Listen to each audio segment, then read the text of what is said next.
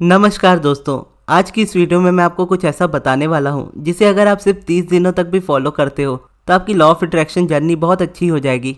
आपकी अलाइनमेंट में बहुत ज़्यादा डिफरेंस आप देख पाओगे, बहुत पॉजिटिव रिजल्ट आप देख पाओगे, आपके सेल्फ लव में बहुत ज़्यादा इंप्रूवमेंट होगा। और जब ये सारी चीज़ें हो रही होंगी तो मैनिफेस्टेशन भी ऑटोमेटिकली हो रही होगी। और सबसे कमाल की बात यह है कि ये कोई टेक्निक नहीं है, ये जस्ट एक ऐसी चीज है जो मैं काफी टाइम से फॉलो करता हूँ। और जब से अब्राहम को पढ़ा है तब से इस चीज में और ज्यादा ध्यान देता हूँ और ये मेरी अलाइनमेंट में मुझे बहुत हेल्प करता है। जैसे हमारा 24 घंटे का टाइम होता है जिसमें कुछ टाइम हम सोते हैं और कुछ टाइम हम जागते हैं। और जब हम जाग रहे होते हैं तो कोई ना कोई काम कर रहे होते हैं, या तो हम ऑफिस जा रहे होते हैं या फिर कुछ दूसरा काम कर रहे होते हैं, या फिर हम अपने मोबाइल में ही वीडियोस को स्क्रॉल कर रहे होते हैं या मैसेजेस ही कर रहे होते हैं या कॉल कर रहे होते हैं। जब उठते हैं तो खाना खाने लगते हैं, फिर उसके बाद कुछ और करने लगते हैं, फिर टीवी देखने लगते हैं, फिर कुछ और करने लगते हैं। तो देखा जाए तो हम अपने थॉट्स की तरह ही हमेशा भागते रहते हैं। जैसे हमारे थॉट्स होते हैं कि एक पल को भी रुकते नहीं हैं, उसी तरह से भी हम अपने मन से भी नहीं रुकते हैं। एक काम को छोड़ते हैं, दूसरा पकड़ लेते हैं। और हम डे टू डे लाइफ में इस चीज़ को बहुत ज़्यादा करते हैं। जैसे मैंने इसे खुद की लाइफ में भी होते हुए कई बार देखा है कि जैसे मैं मेडिटेशन कर रहा हूँ और मेडिटेशन करने के बाद जैसे मैं उठा तुरंत अपना फ़ोन यूज़ करना स्टार्ट कर दिया, और फ़ोन जैसे रखा इमीडिएटली पॉजिटिव एस्पेक्ट लिखना स्टार्ट कर दिया। वो लिख कर उठा, इमीडिएटली लैपटॉप स्टार्ट कर लिया। और जब तक लैपटॉप स्टार्ट हो रहा होता है वापस से फ़ोन का इस्तेमाल होने लगता है। फिर लैपटॉप स्टार्ट हो जाता है लेकिन फ़ोन में मैसेजेस ज़्यादा होते हैं तो मैसेजेस पर ध्यान रह जाता है। फिर जब उसको छोड़ो तो वापस से लैपटॉप पे। अब इसमें अगर आप देखो तो खुद के लिए एक पल का भी टाइम नहीं मिलता जहाँ पर बैठकर आप बस ये समझ सको कि आपके माइंड में आखिर चल क्या रहा है। और बॉडी को भी बिल्कुल भी रेस्ट नहीं मिल पाता, क्योंकि जब हम सोने भी जाते हैं तो सोने जाने समय भी फ़ोन हमारे पास होता है। अगर आप सब्लिमिनल या एफर्मेशन सुनने के लिए उस वक्त फ़ोन का इस्तेमाल कर रहे हो तो बात अलग है, क्योंकि आपके सबकॉन्शियस तक उस चीज़ को पहुंचाना है। लेकिन इन जनरल भी हम अपनी लाइफ को देखें तो हम फ़ोन को स्क्रॉल करते करते ही सोते हैं। अब फ़ोन को स्क्रॉल करना बिल्कुल भी बुरा नहीं है, लेकिन इस रीज़न की वजह से हम अपने आप को ही टाइम नहीं दे पाते, क्योंकि माइंड जस्ट एक जगह से दूसरी जगह पे बार बार जा रहा होता है और ना हमें ध्यान होता है, ना हम उस ध्यान को हटाने की कोशिश करते हैं। अब आप ये तो समझ गए हैं कि मैं किस बारे में बात कर रहा हूँ। तो अब मैं आपको बताता हूँ कि एग्जैक्टली आपको करना क्या है। तो सबसे पहले तो आप अपना फ़ोन लीजिएगा और फ़ोन के नोट्स पर जाइएगा। नोट्स पर जाने के बाद एक पेज अपना अलग से बना लीजिएगा 30 डेज चैलेंज वाला, और उसका आप हेडिंग दे दीजिएगा 30 डेज अलाइनमेंट चैलेंज। और अगर आप आज इस वीडियो को देख रहे हो और आज से ही अगर चैलेंज स्टार्ट कर रहे हो तो आप आज की डेट को डे 1 में लिखोगे। यानी आज की डेट अगर 17 अगस्त है तो लिखोगे डे 1 17 अगस्त। अगर कल से स्टार्ट करोगे तो लिखोगे डे 1 18 अगस्त। और चैलेंज के साथ साथ आपको इसको डेली लिखते जाना है, डे 2 डे 3 डे 4 करके 30 डेज तक। और ध्यान रखना है कि अगर आपका गलती से गैप हो जाए इस चैलेंज में, और अगर स्टार्टिंग में ही गैप हो जा रहा है, 1-2 दिन में गैप हो जा रहा है, तो आप वापस से इसको स्टार्ट कर लीजिएगा डे 1 से। अगर बीच में जाकर गैप होता है तो आप एक दिन एक्स्ट्रा बढ़ा लीजिएगा। जैसे 5th डे को मान लीजिए आपका गैप हो गया तो अगले दिन भी आप 5th डे को ही करोगे और उसके बाद फिर आप 6th डे पर जाओगे, या फिर जितना गैप आपका होता जाएगा उतना एक डे ऐड करते जाओगे। और इतना करने के बाद अब जस्ट आपको डेली अपने लिए टाइम निकालना है।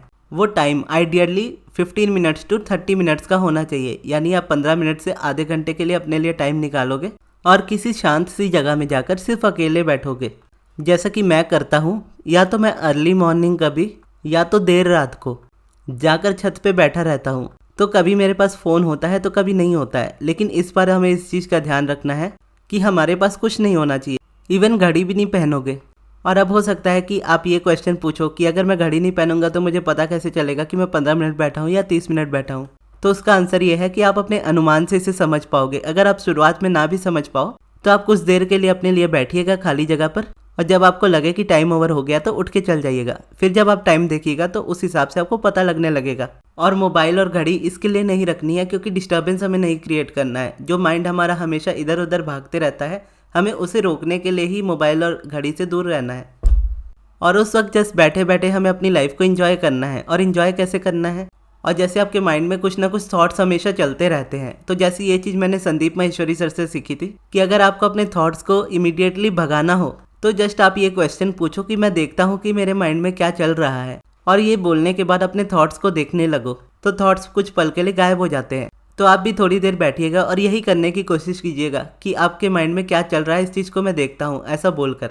और जैसे मैं अपनी छत पर बैठता हूँ तो मैं अपनी छत पर अपने अराउंड चीज़ों को देखता हूँ, जैसे पेड़ पौधे हैं, बर्ड्स हैं, जो भी चीज़ें आपको आपके अराउंड दिख रही होती है नेचर से रिलेटेड बेसिकली, उसको जब आप देखते हो तो वो आपको इंस्टेंटली अप्रिशिएशन फील कराता है। उस वक्त तक जब आप पेड़ पौधों को, बटरफ्लाइज को या बर्ड्स को या आसमान को देख रहे होते हो तो उस वक्त आपका ध्यान किसी भी तरह की रेजिस्टेंस में नहीं होता। उस वक्त आपका ध्यान अलाइनमेंट में जा रहा होता है, क्योंकि आप कुछ अप्रिशिएट कर रहे होते हो अपने माइंड में। और लाइफ की प्रॉब्लम्स में उस वक्त फोकस नहीं जा रहा होता, माइंड रेस्टलेस होके भाग नहीं रहा होता। जैसा मैंने आपको मेरे रियल लाइफ एग्जांपल से बताया था कि कैसे माइंड हमारा होता है कि वो रुक के थोड़ी देर बैठना नहीं चाहता, जस्ट एक जगह से दूसरी जगह पे जाता रहता है। और जब हम अपने पैटर्न को क्रिएट करके रखते हैं, कोई पैटर्न हमारे माइंड में चल रहा होता है, रेजिस्टेंस वाला पैटर्न अगर चल रहा होता है, तो आप इंस्टाग्राम भी खोलोगे आपको रील्स भी वैसी दिखेंगी, यूट्यूब भी खोलोगे आपको वीडियोस भी वैसी दिखेंगी जो आपको आपके डिज़ायर से दूर लेकर जाएंगी। या वैसे में अगर आप मैसेज भी देखोगे तो मैसेजेस में भी आपका किसी न किसी से झगड़ा होने लगेगा, या आप किसी का लास्ट सीन देखते रहोगे। और इतनी जगह पर जब एक साथ आपका ध्यान जा रहा होगा एक के बाद एक, तो रेजिस्टेंस ही आपकी लाइफ में ज़्यादा मैनिफेस्ट होगी और अलाइनमेंट में आपको हेल्प नहीं मिलेगी। और जब अगर आप इसी तरीके से अपना माइंड शिफ्ट करने के लिए अपने आप को डेली 15 मिनट से आधे घंटे का टाइम दे दोगे, और उस टाइम में जस्ट जाकर आप किसी शांत जगह पे बैठोगे, जैसे अपने टेरेस पर या कोई गार्डन पर, और वहाँ आपका फ़ोन आपके पास नहीं होगा, तो आपके अराउंड जो भी हो रहा होगा आप उन चीज़ों पर ध्यान दोगे। क्योंकि माइंड आपका ऐसा है, वो रुकने वाला नहीं है, जस्ट उसे हमें डायरेक्शन देनी है। और दिन भर अगर हम फ़ोन यूज़ भी कर रहे हैं तो फ़ोन यूज़ करना भी प्रॉब्लम नहीं है। प्रॉब्लम ये आ जाती है कि हम फ़ोन को तो टाइम दे रहे हैं लेकिन खुद को टाइम नहीं दे रहे हैं, और हमारी सारी पावर्स हमारे अंदर है। और जब हम अपने ऊपर कंट्रोल नहीं पाएंगे तो अलाइनमेंट को क्रिएट कैसे कर पाएंगे? क्योंकि आपकी लाइफ में जो भी हो रहा है, आपके अराउंड जो भी हो रहा है, उसमें अपने इमोशंस को बैलेंस करना तो जरूरी है। और बाय डिफ़ॉल्ट अगर हमारा माइंड उस चीज़ में भागता रहेगा तो वो उस तरीके से उन चीज़ों को देखेगा जैसी वो है, यानी वो करंट रियलिटी के हिसाब से उनको देखेगा, जबकि उसे देखना उन चीज़ों को वैसे है जैसे वो देखना चाहता है। तो जब हम थोड़ा टाइम खुद के लिए निकाल कर अपने अराउंड ऑब्जर्वेशन को रखेंगे और पेड़ पौधों को देखेंगे तो एप्रिसिएशन हमारे अंदर नेचुरल होगा। और ऐसे में क्या होगा, हमारे माइंड को थोड़ा सा रेस्ट मिलेगा। और ये टाइम हो सके तो आप अर्ली मॉर्निंग का या फिर लेट नाइट का निकालिएगा, क्योंकि इन दो टाइम पे फोकस भी अच्छा होता है और वेदर भी अच्छा होता है। अगर आप दोपहर के टाइम में ये चीज़ करने जाओगे तो धूप की वजह से आप परेशान होने लगोगे। या बारिश का टाइम है और आपको बारिश पसंद है तो आप बारिश में इसको यूज़ कर सकते हो। ये आपको आपके स्कूल वाले दिनों को याद दिलाएगा, जब आप स्कूल में अपनी क्लासरूम में खिड़की के बगल में बैठे होते थे और बाहर बारिश हो रही होती थी और आप सिर्फ बारिश को देख रहे होते थे, बारिश की आवाज़ को सुन रहे होते थे। या फिर कभी कभी ऐसा होता था जब सभी बच्चे थके होते थे और उनका पढ़ने का मन नहीं करता था तो टीचर्स जस्ट कहते थे कि आप जस्ट अपना हेड डाउन करके लेटे रहो। तो उस वक्त जो सन्नाटे की फील होती थी वो कितनी अच्छी फीलिंग हमारे अंदर क्रिएट करती थी। या जब आप अपने चेहरे को मोड़कर अपनी बेंच में अपने कान लगाकर सुनते थे तो उस बेंच की जो वाइब्रेशन की साउंड होती थी वो कैसी होती थी, उस तरह की फीलिंग आपको क्रिएट होगी। और जैसा कि अब्राहम भी कहते हैं कि बच्चे नेचुरली सोर्स के साथ जुड़े होते हैं और वो अलाइनमेंट में होते हैं, क्योंकि उनकी अगर आप लाइफ को देखो तो वो चीज़ों को करते ही ऐसे हैं कि हेड डाउन भी करेंगे तो बेंच की आवाज़ को सुनेंगे, या टीचर उनको हेड डाउन करा देंगे ज़बरदस्ती चुप कराने के लिए तो वो साइलेंस की आवाज़ को सुनेंगे।